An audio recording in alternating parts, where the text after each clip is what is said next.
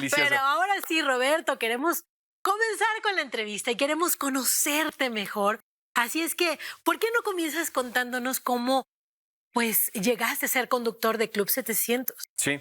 Bueno, yo he tenido el gran privilegio de trabajar en CBN, The Christian Broadcasting Network, que es la productora de este programa, Vive Más, y también de Club 700 Hoy. Y Sí, yo somos programas hermanos. así es, programas hermanos. Y pues yo estaba estudiando en la universidad en Virginia Beach y a la misma vez que estaba estudiando estaba haciendo mis prácticas en la sede de CBN. Y empecé pues con los programas, empecé con marketing, empecé con mercadotecnia, empecé con un poquito de todo, hice de todo, ¿no? Y pues así empezó mi carrera y siempre yo quise estudiar comunicaciones, siempre quise tener esa pasión de comunicar el mensaje de las buenas nuevas y usar la palabra, usar los medios de comunicación para llegarle a todas las personas con el mensaje más transformador que existe en el mundo. Definitivamente. Sí. Oye, pero tú te expresas muy bien a cuadro y todo esto. ¿Estudiaste actuación alguna vez Ujú. o producción? Sí, Sí, un estudiaste poquito de actuación. actuación, clases de actuación, comunicación, producción, un poquito de cine, todo eso, sí, sí. ¡Qué maravilla! Entonces digamos que tu sueño era salir a cuadro. Ujú. Cuando eras pequeño, ¿qué te imaginabas que ibas a hacer de grande?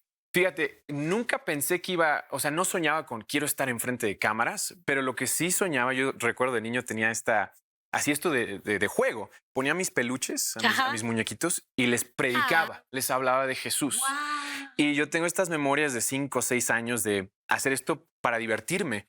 Y me acuerdo que trataba de imitar a mi papá, porque mi papá es pastor. Yo crecí viendo a mi papá y mi mamá hablarle a las personas de Jesús. Entonces yo decía, yo quiero hacer lo mismo y siempre tuve ese sueño de poder comunicar. Me encantaba el teatro de niño, hacía dramatizaciones, pero nunca imaginé que un día iba a estar enfrente de cámaras hablándole a miles de personas, ¿no? Acerca de Jesús. Y ha Claro. sido una aventura llegar hasta ese punto. Y ahora sí que Dios te ha tomado de su mano, Ujú. te ha traído también hasta estar, como tú dices, enfrente de miles de personas, pero el camino no ha sido fácil, No, porque desde muy pequeño sí, tus padres se dieron cuenta que tú tenías una enfermedad que sí, es muy peligrosa. sí, sí, sí. Sí, de hecho es mortal. Yo nací con lo que le llaman hemofilia. Es un trastorno genético donde básicamente mi sangre no coagula. Básicamente me falta la proteína que hace que si tú te cortas o tienes un sangrado interno, esta proteína llega a tu sistema, tu cuerpo la produce naturalmente y hace que coagules. Entonces el sangrado para, ¿no? Ujú. Entonces las personas tienen cierto porcentaje saludable de esta proteína, pero yo nací con menos del 1%.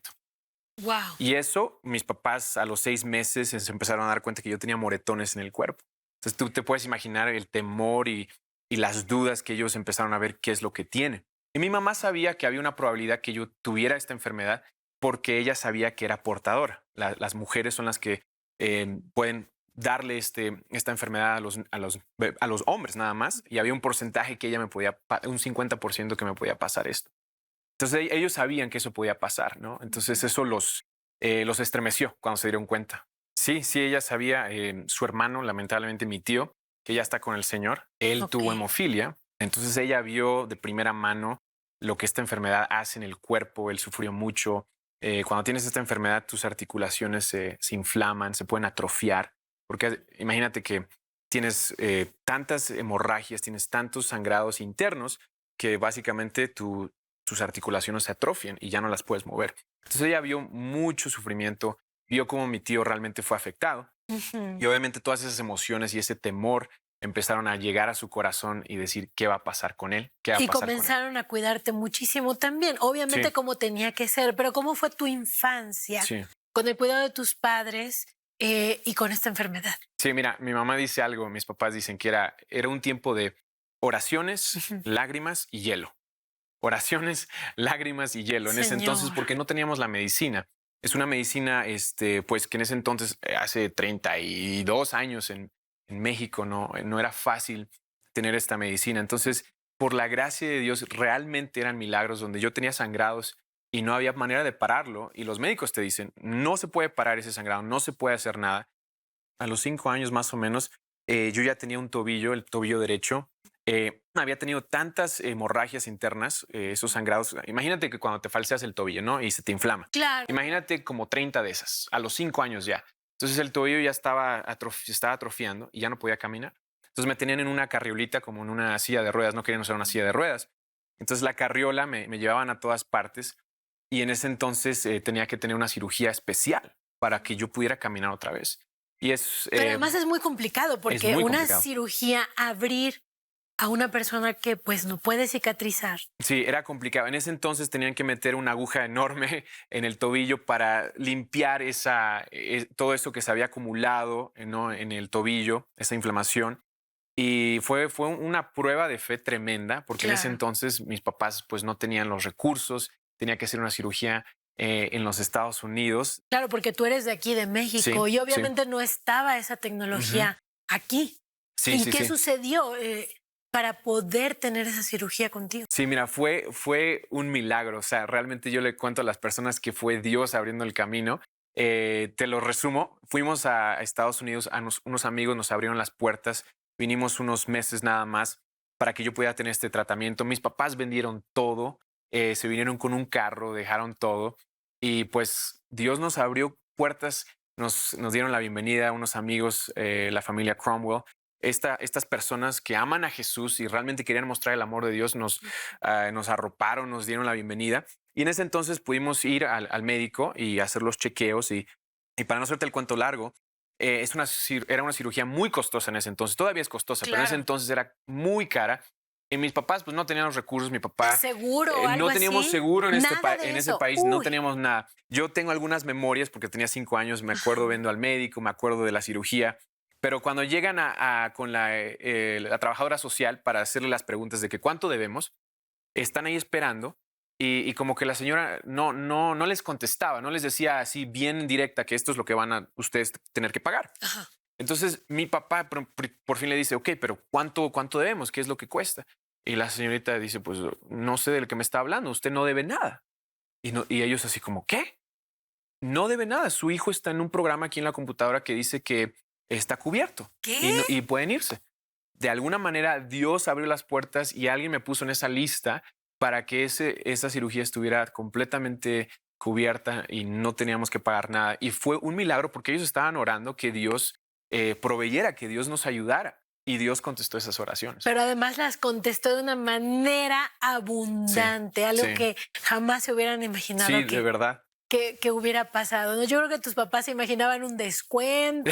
Sí, sí. No, mi papá estaba listo, me dijo, para vender el coche. O sea, iba a hacer todo lo Claro. posible. Mis papás realmente son mis héroes porque em, se, siempre me conmuevo cuando pienso, em, realmente pagaron un precio, ¿no?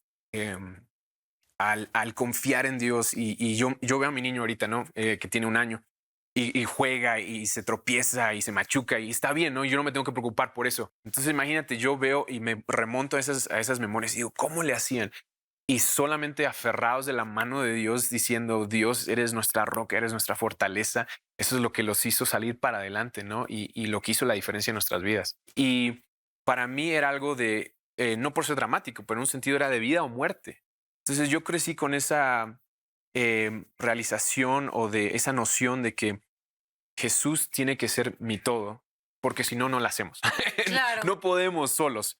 Y recuerdo muchas veces estando en cama con un sangrado, con una inflamación en la rodilla, un tobillo, y recuerdo yo sintiendo esa impotencia de que estoy batallando, pero recuerdo sintiendo la presencia de Dios y yo rindiendo mi corazón y diciéndole al Señor, tú me tienes que ayudar. Y aprendiendo que la enfermedad no es mi identidad, Ujú. que lo que estoy pasando no es mi identidad, que Dios es más grande que la enfermedad que estás enfrentando, que Él es poderoso para sanar cualquier enfermedad, Él es poderoso y quiere sanarte, y además Él es bueno para caminar contigo a través de la prueba, porque muchas veces queremos la respuesta ya, sáname ya, quiero ver resultados ya, ¿verdad? Pero a veces, como dice el Salmo 23, que pasamos por el valle de sombra de muerte y se nos olvida que el rey, el pastor, está caminando con nosotros. Entonces, si yo te podría decir, Nadia, mi vida ha sido ese caminar por ese valle y conocer a ese buen pastor que nunca me ha soltado de la mano. Y a lo largo de los años he podido ver a ese Jesús que realmente se sienta conmigo en mi dolor, que siente mi dolor, que llora conmigo, que como cuando se acercó con Marta y María cuando su amigo Lázaro murió, que él, dice la Biblia, que él se estremeció en su espíritu. Realmente lo que dice es que se indignó de tal manera por ver lo que la muerte, lo que el sufrimiento le causa al humano. Entonces yo he conocido y sigo conociendo, porque no he llegado, sigo conociendo a este Jesús que es lleno de compasión, lleno de poder y que quiere caminar conmigo en mi proceso, ¿no? Quiero invitarte a que no te pierdas ninguno de los contenidos que tenemos para ti, activando la campanita y suscribiéndote a nuestro canal. Hazlo ahora.